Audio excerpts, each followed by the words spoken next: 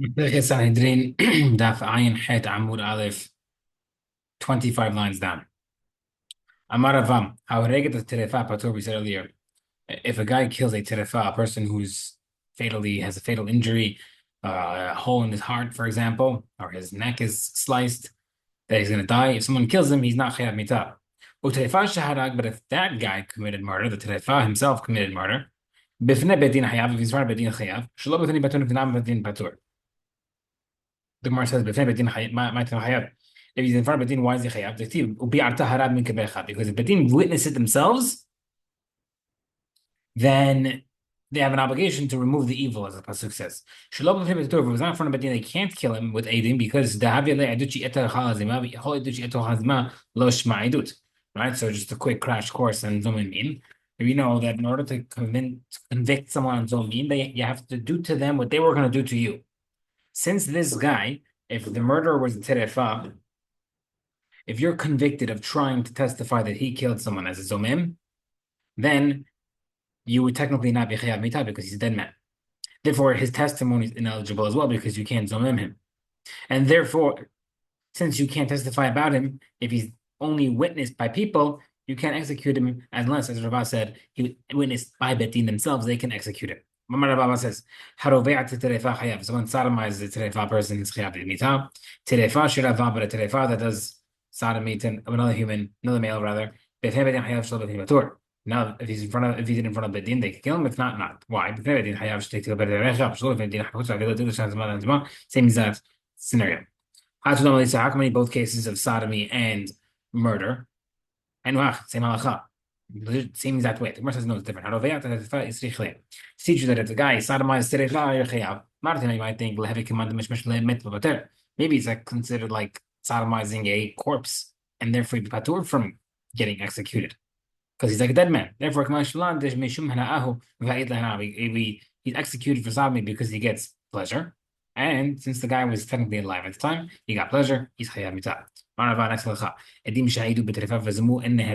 If witnesses testified against the terefa and they were zomim, then they're not executed. If witnesses who are terefa testified, they are and they were zomem, they can get executed. The Gemara says, no, I feel like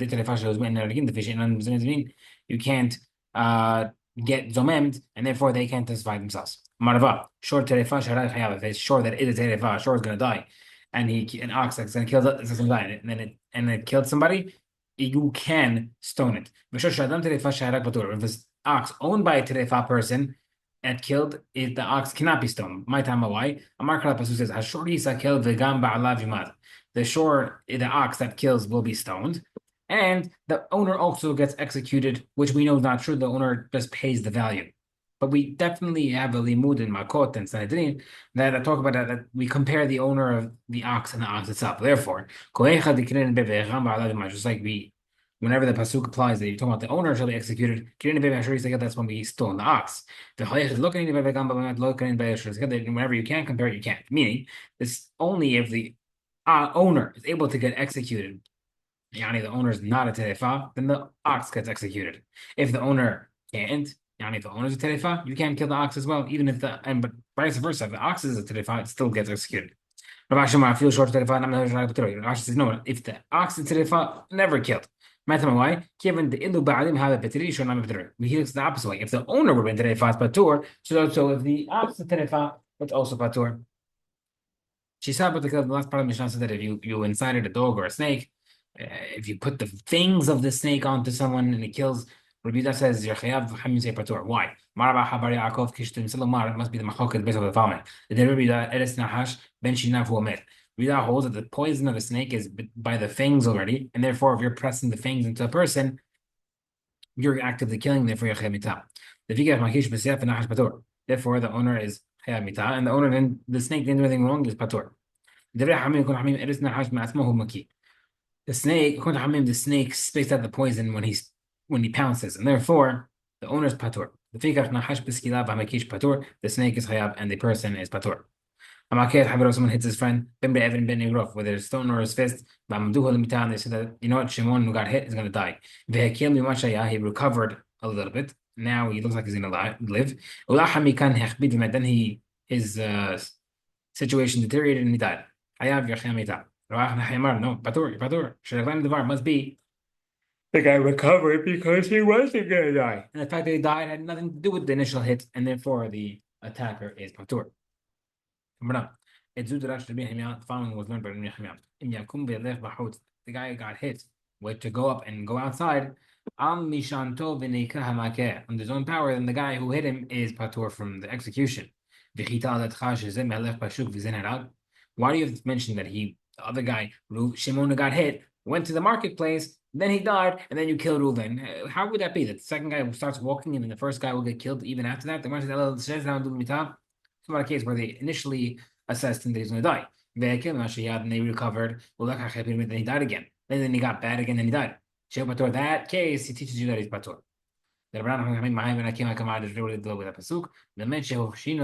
We imprison, it teaches that you put him in prison until we determine whether or not it's chayam mitah. Where it says, we know that he's in imprisonment. We learn it from the Mikoshesh, the person who cursed, who cut down wood on Shabbat in the Midbar. If chayam mitah, we put him in prison. Rabbanan, how come we don't learn imprisonment from the case of Mikoshesh? The Gemara says it's simple. Mikoshesh bar katlahu. The Mikoshesh, the guy who cut down the wood on Shabbat in the Midbar, everybody knows he was chayam mitah. Moshe did not know which execution he is getting. Therefore, therefore, that's why he imprisoned him, just to find out from Hashem what he's executing him with. However, in our case, it sounds like we're not even sure if it's chayam mitah while we're imprisoning him. Therefore, it's different. Where is he learning from? The person who cursed Hashem. Moshe threw him in prison, and he didn't know that it's chayam mitah. That's how we learn imprisonment from the words of Rabbanan. No. The imprisonment was not teaching you the fact that you imprison people. That was the reason why he threw him in prison and not to learn anything, was just because of the situation called for it. The guy cursed Hashem in the Midbar, we threw him in prison. Says, Moshe Rabbeinu knew that the guy who cut the wood was chayam mitah. Shneimar Pasuk says,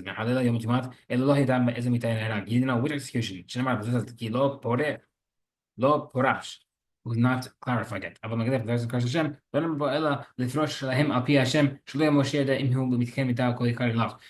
by the person who cursed Hashem, Moshe was clueless as to what the mitah, what the punishment was. Makes sense to the TV today. That's why the Pasuk mentioned two separate halachot regarding the Torah of the cursing and the cutting of the wood. First case will teach you that in the case that the victim would die, that where they initially thought he was going to die, then he survived, and then he died afterward, and the guy who hit him would not be chayav. And the second pasuk teaches you that it said he would die, but he improved, and then he died afterward. You're also patur. So according to Hamim, what would they do with both pasukim? Teach you case where if he survived after thinking he would die. In the second case, if they thought he would die, he would live, but then he died, you're also patur. What he's learning the second part, that if they think he was going to die, then he died, they think he's going to live, then he dies. How do you know that you're patur? He says it's simple. If you already assessed that he's going to survive, that's nothing. Then he dies afterward. You left Bet Din already innocent. You can't bring him back after the guy dies. Okay. If someone hit somebody else and they thought the guy would die, then he survived. The guy is now patur to walk. They said he's going to die. Then he improved. They now determine how much you owe him for damages, because now that he's not chayam mitah for it, there's no more din of you have two punishments. You go with the severe one, which would have been execution if the guy died. Now he survived. Okay, let's start making a case how much you owe money. Let's say afterward the guy were to drop dead. You go according to the second assessment of the money. No, in Omed, there's no second assessment after the first one. If you assess that he will die, you can still assess that he could live, and therefore say that you're patur for murder, for the murder, if he were to die afterward. If you already assessed that he'll live, you don't reassess to see if he'll die to kill him afterward. If they say he's going to die, and he recovered, if they already assessed that he was going to die, he recovered, and then ended up dying, you evaluate the compensation for the damages and you give the damages to the inheritors. When do you pay? You pay on the time that you struck the victim, right? A lot of assessments that you make for damages in Baba Kama, we learned it, embarrassment, etc. All that's evaluated based off the time of the incident. This follows according to who held that if the guy got better before he died, that even if you would have, even though they initially said that he would die, you still don't execute him in the event of death. Okay. Someone tried to kill an animal, but he ended up killing a man. Tried to kill a goy, but then ended up killing a Jew. He tried to kill a non-living, a baby that's not going to live, a baby that's not going to survive. It was born a baby that's not a stillborn yet, but it's a baby that's not going to live. They ended up hitting a regular baby, patur, because you didn't hit what you aimed to kill. If someone tried to hit someone in his leg, and that blow would not have killed him on his leg, then ended up landing on his chest. And that hit, if he was aiming for the chest and landed on the chest, it would have killed him outright, but it landed him by accident. Patur. It tried to hit him on the chest. And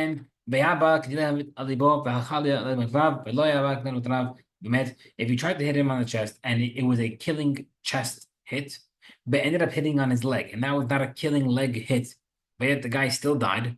Patur. It tried to hit an adult. It was not enough to kill an adult. Then hit a child instead, and that was enough to kill a child, obviously. The guy died, the kid died, patur.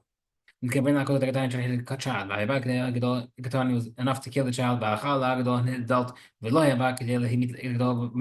was not enough to kill the adult, and the adult died anyhow. Patur. Because it wasn't supposed to kill him. Aval. Now, when are you archayav? You're trying to hit him on the leg, and it was enough to kill him on the leg. And then it ended up hitting his chest instead. The guy died. Hayav, because it was a killing blow regardless, and you killed him. You tried to kill an adult. And it was enough to kill adult. And hit a child instead. The kid died. Hayav, you are Hayav.